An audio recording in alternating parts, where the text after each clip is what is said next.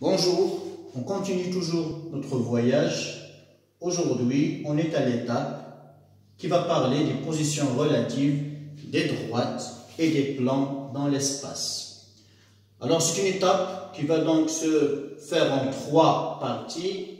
D'abord, droite-droite, les positions entre deux droites, puis les positions entre une droite et un plan, et puis entre un plan et un plan.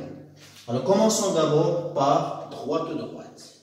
Alors, on considère deux droites D et D' qu'on suppose distinctes, ayant chacune son vecteur directeur, ou bien un de ses vecteurs directeurs. Donc, la droite D dirigée par U, la droite D' dirigée par V. Alors, dans l'espace, deux droites vont être ou bien parallèles, lorsqu'ils ont une même direction. Alors, le fait donc qu'elles soient distinctes, parallèles donc, ils auront cette forme-là.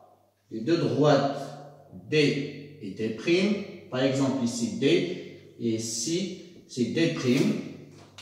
Alors, étant donc parallèles, ils ont une même direction. Alors, un vecteur directeur de la droite D, un autre vecteur directeur de la droite D', bon, je peux prendre dans l'autre sens, pourquoi pas, puisque c'est pas nécessairement qu'ils ont un même sens, tout est possible. Voilà, par exemple, je considère ici le vecteur V, et là c'est le vecteur U. Alors, chacun dirige l'une des deux droites, U dirige D et V dirige D'. Alors, voyez bien, D et D' sont parallèles, alors on voit que leurs vecteurs directeurs sont bien collinéaires.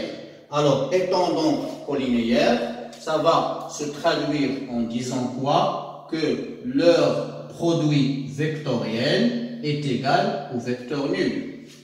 Puisqu'on sait que deux vecteurs non nuls sont collinéaires, si seulement si leur produit vectoriel est nul. Ou bien sûr, en exprimant cela à l'aide de la définition de la collinéarité, c'est le fait que l'un des vecteurs va s'écrire sous la forme d'un réel fois l'autre, t étant un réel. Donc, si on nous demande de montrer que deux droites sont parallèles, il suffit donc de déterminer un des vecteurs de chacune des droites, U et V, et de bien observer. Si on remarque que l'un des deux vecteurs s'écrit comme un nombre fois l'autre, alors ils sont bien collinéaires, donc les deux droites sont parallèles. Et si il n'est pas évident de trouver une telle relation, on revient au calcul du produit vectoriel qu'on déterminera et on trouvera que ça va être le vecteur nul. Donc les trois coordonnées vont être égales à 0. Voilà, par exemple, si on a une certaine droite D, par exemple, qui a la représentation paramétrique ou bien une représentation paramétrique 1 moins de t, et que y est égal par exemple à racine de 2t, et que par exemple z soit égal à 3 plus t, et que par exemple une autre droite delta, enfin à la place de d', ou bien je vais dire d' pour être fidèle à la notation, d', donc il aura comme ça, donc c'est, je dirais par exemple, donc c'est 1 plus 2 fois racine de 2t, et là je dirais y égale à moins de t, et là donc j'aurai par exemple z égale à, alors ici c'est plus 5, et là donc j'aurai 3 moins racine de 2 fois t par exemple. Alors ayant ces deux représentations paramétriques, alors on nous demande par exemple montrer que la droite D est parallèle à la droite D'. Donc on va, en utilisant ces deux représentations paramétriques, on va déduire un vecteur directeur de chacune. Par exemple, à partir de la première représentation paramétrique, on peut bien dire que le vecteur moins 2 racine de 2, 1 est un vecteur directeur de la droite D. Et aussi, à partir de la deuxième représentation paramétrique, on va déduire que 2 racines de 2 moins 2, et là c'est moins racine de 2, est un vecteur directeur de D'. Alors, pour donc pouvoir conclure que les droites sont parallèles, il faut montrer que ces deux vecteurs-là sont collinéaires. Alors, avant donc de se lancer dans un calcul éventuel de produit vectoriel, on va essayer de chercher un certain lien entre les coordonnées. Alors, en faisant cette remarque-là, on remarque qu'on peut passer de là à là en multipliant par quoi? En multipliant par moins racine de 2. Et qu'on peut passer de là à là en multipliant par moins racine de 2. Et de même, on peut passer de là à là en multipliant par moins racine de 2. Alors, lorsqu'on trouve facilement ce coefficient de proportionnalité, ce coefficient de collinéarité, alors on n'a pas besoin de calculer un produit vectoriel. On remarque que,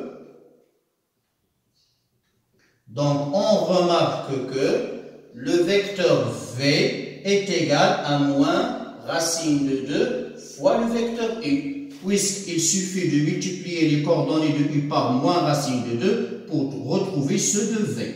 Donc on remarque que le vecteur V c'est moins racine de 2 fois U, d'où donc U et V sont collinéaires. Par suite, donc les deux droites D et D' sont parallèles. Donc voilà donc un cas où on utilise ce qu'on vient de dire ici. Alors, ce qui est, même si c'est un peu rare, mais si on remarque ou bien si on trouve que le lien n'est pas très évident, ok, alors là bien sûr, solution finale, on va calculer, on va déterminer, on va calculer le produit vectoriel, on doit trouver qu'il est nul et ça montrera que les deux vecteurs sont collinéaires et par suite les droites vont être parallèles. Voilà donc en pratique, c'est ce qu'on doit faire pour montrer le parallélisme. On détermine chacun des vecteurs directeurs et on cherche le lien. Bien. Alors si maintenant ces deux droites ne sont pas parallèles, lorsqu'ils ne sont pas parallèles, comment vont être? Ou bien concurrentes, ou bien non coplanaires. Donc ce qu'il ne faut pas penser, c'est que lorsque deux droites ne sont pas parallèles dans l'espace, alors elles vont être concurrentes, c'est pas correct. Lorsqu'on est dans l'espace, si les droites ne sont pas parallèles, ou bien elles vont être concurrentes, ou bien non coplanaires.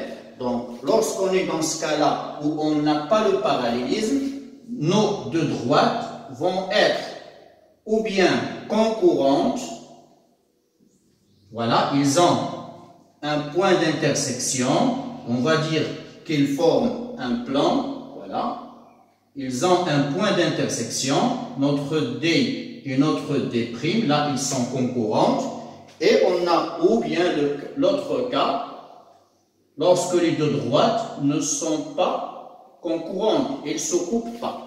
Elles ne se coupent pas, mais aussi elles ne sont pas parallèles. Pardon.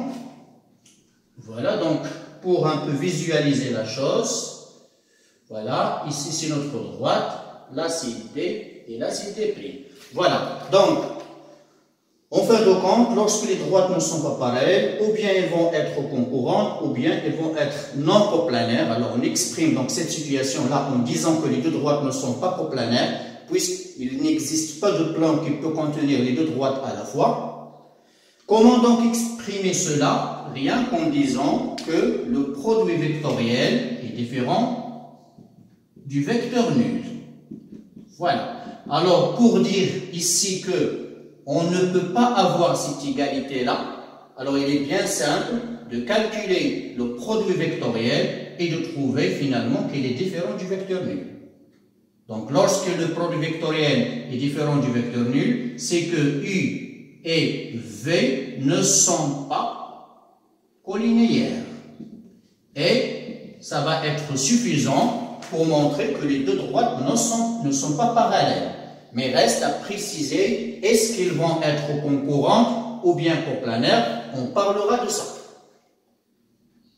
Donc voilà, on doit bien savoir ceci, qu'on a un parallélisme qu'on exprime ce qu'on a dit, donc en utilisant ce qu'on a dit tout à l'heure. Et lorsqu'on ne sont pas parallèles, ben, on a deux cas. Et on verra après comment distinguer entre ces deux cas. Puis on a un cas particulier, c'est le cas particulier, un cas particulier du cas où elles ne sont pas parallèles, c'est l'orthogonalité. Alors, deux droites dans l'espace vont être orthogonales s'ils prennent ces positions-là, ou bien orthogonales concurrentes en sous-coupant, en formant un angle droit et en sous-coupant. Et il y a l'autre cas où, lorsqu'ils sont orthogonales mais non coplanaires, c'est aussi possible. Lorsqu'on a une droite comme ça D et une droite D'. Donc, ou bien orthogonale concurrente, ou bien orthogonale non coplanaire. Mais dans les deux cas, on voit bien que dans les deux cas, les vecteurs directeurs vont être orthogonaux. Que ce soit dans ce cas ou dans l'autre cas, les deux vecteurs directeurs vont être orthogonaux, donc ça va impliquer un produit scalaire. Donc c'est pour cela que pour exprimer que les deux droites sont orthogonales, eh bien, il suffit donc de faire recours au produit scalaire qui va être nul. Car donc les deux vecteurs directeurs vont être orthogonaux. Donc si on vous demande de montrer que deux droites sont orthogonales, il suffit de déterminer un vecteur directeur de chacune et de calculer leur produit scalaire. On trouvera 0 et donc on aura donc la possibilité de déduire que les droites sont orthogonales. Voilà, si par exemple on est dans ce cas-là,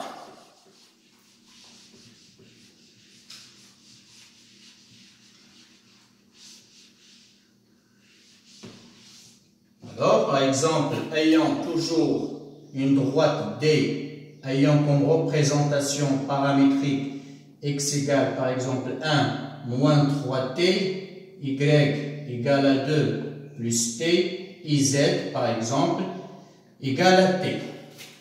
Et la droite delta par exemple aura pour représentation paramétrique, alors c'est 2 plus t, voilà, y aura par exemple donc disons t, et j'aurai par exemple pour z, donc voilà, plus voilà, 2t par exemple.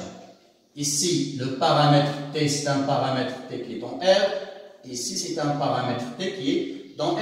Alors si par exemple on vous demande de montrer que D et delta ne sont pas parallèles. Alors, si on demande de montrer qu'ils ne sont pas parallèles, si on ne parle pas, par exemple, d'orthogonalité, alors on va s'amuser donc à calculer un produit vectoriel des deux vecteurs directeurs et de trouver que qu'elle est non nulle, qu'il va être différent du vecteur nul, et par suite, les deux droites ne seront pas parallèles. Mais si on demande de montrer que ces deux droites sont orthogonales, montrer que D est orthogonal à delta, alors là, on va donc déterminer un des vecteurs directeurs U de la droite D. Alors là, il s'agit de moins 3, 1, 1, et d'un vecteur directeur de la droite delta, c'est 1, 1, 2. Alors là, pour donc montrer cette orthogonalité, on va utiliser le produit scalaire. Donc on va calculer, je dirais ici, on a U scalaire V, c'est abscisse fois abscisse, plus ordonnée fois ordonnée, plus cote fois cote. Alors vous voyez bien, si moins 2 plus 2, c'est 0. Donc, les deux vecteurs U et V sont orthogonaux. Par suite, la droite D est orthogonale à la droite D'. Et voilà, donc c'est comme ça qu'on fait pour montrer l'orthogonalité.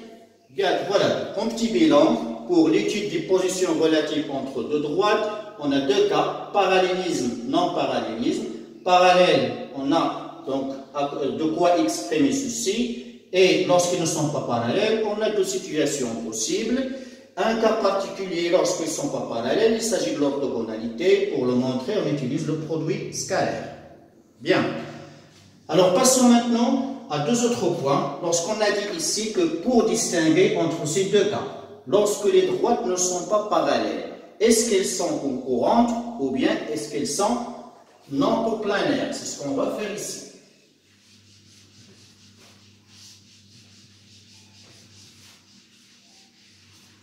Donc, deuxième point.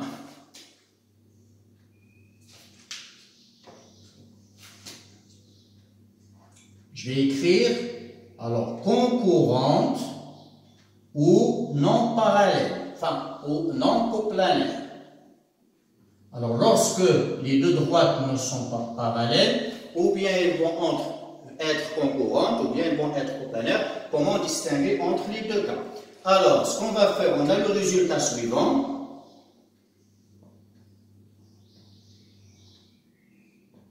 Alors, si je considère par exemple que ma droite D, alors j'ai besoin d'un point de la droite, passe par un certain point A et dirigé par U, donc j'ai besoin d'un point et d'un vecteur directeur. Et que la droite D', elle passe par un certain point B et elle est dirigée par V. Alors, ici, je vais dire que D et D' sont, en supposant que D et D' ne sont pas parallèles. Voilà, avec D et D' ne sont pas parallèles, donc non parallèles. Donc, puisqu'on suppose qu'ils ne sont pas parallèles, déjà le produit vectoriel entre leur vecteur directeur est différent du vecteur nul, donc il n'y aura pas de relation de ce genre-là, les deux vecteurs ne sont pas collinéaires. Bien, alors ces deux droites D et D' vont être concurrentes. Ils vont être concurrentes si et seulement si. Alors, essayons de voir un peu une petite figure.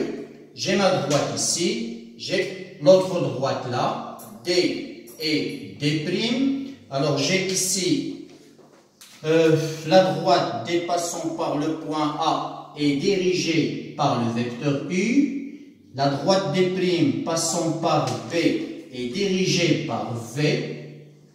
Alors, pour que ces deux droites soient concurrentes, il faut que ces trois vecteurs U, V et AB soient coplanaires. Il faut que ces trois vecteurs soient coplanaires. D'accord? Alors, lorsqu'ils sont concurrents, par exemple, ce vecteur-là, je vais l'écrire ici, ce vecteur, avec ces deux vecteurs, ils doivent être coplanaires. Lorsqu'ils sont coplanaires, lorsqu'ils sont dans un même plan, ben, les droites vont être concurrentes. C'est ce qu'on peut exprimer en calculant le déterminant, comme ce qu'on a fait dans la vidéo de la fois dernière. Donc, il faut calculer le déterminant des trois vecteurs UV à B et on doit trouver que ce déterminant est égal à 0. Donc, si le déterminant de ces trois vecteurs est nul, c'est que les trois vecteurs ils sont coplanaires, alors là, on sera sûr que les deux droites sont concurrentes. Bien. Pourquoi cela? Eh bien sûr, parce que les deux droites, lorsque les deux droites sont concurrentes, voyez, lorsqu'on a les deux droites sont concurrentes, et que j'ai ici un point A, par exemple, et là un point B, alors nécessairement, le vecteur U et le vecteur V et le vecteur AB, ils vont être dans un même plan. Alors, si les droites ne sont pas concurrentes, remarquez bien, mon vecteur U et mon vecteur V et là le vecteur AB. Donc, nécessairement, le vecteur AB ne va pas être dans le même plan que U et V. Donc, voilà, c'est ce qu'on a utilisé. Donc, pour montrer que D et D' sont concurrentes, il suffit de calculer ce déterminant-là et de montrer qu'il est égal à 0. Lorsqu'il est égal à 0, on sera sûr que nos droites sont concurrentes. Si maintenant, donc pour que les droites ne soient pas ou bien si ce déterminant est différent de 0, alors si ce déterminant est différent de 0, alors bien sûr, les deux droites vont être non coplanaires. Alors si je vais écrire ici, si ce déterminant de U, V, AB est différent de 0, alors la droite D et la droite D' vont être non coplanaires. Voilà, on sera donc dans l'autre cas. Donc je résume, lorsque deux droites ne sont pas parallèles, alors ou bien elles vont être concurrentes, ou bien elles vont être non coplanaires. Comment le savoir? On va calculer ce déterminant-là. Alors ce déterminant, il va répondre, sauf que, bien sûr, ce point A, qui appartient à la droite D, bien sûr, il faut s'assurer, bien sûr, dès le départ, que ce point, bien sûr, A, n'appartient pas à la droite D'. Et que ce point, bien sûr, B, on va s'assurer qu'il n'appartient pas à la droite D. Voilà. Bien sûr, pour ne pas donc avoir un même point. Donc, on tâche à avoir des points différents. Donc ici, autrement dit, on tâche à avoir, donc le dire d'une autre façon. Donc pour le dire d'une façon un peu plus simple, on va prendre des points qui sont distincts. Voilà. Donc ça répondra à la chose. Donc ici, en supposant que les deux points qu'on a choisis doivent être distincts. Voilà. Donc je répète, lorsqu'on est sûr que nos deux droites ne sont pas parallèles et qu'on veut savoir si elles sont concurrentes ou bien non coplanaires, alors on a besoin d'un point de chacune des droites, deux points qui doivent être différents et d'un vecteur directeur de chacune. Il suffit de calculer ce déterminant-là, on sait le faire. Si les nuls, les droites sont concurrentes, si les non nuls, les droites sont non coplanaires. Voilà, donc concernant le premier point. On passe maintenant à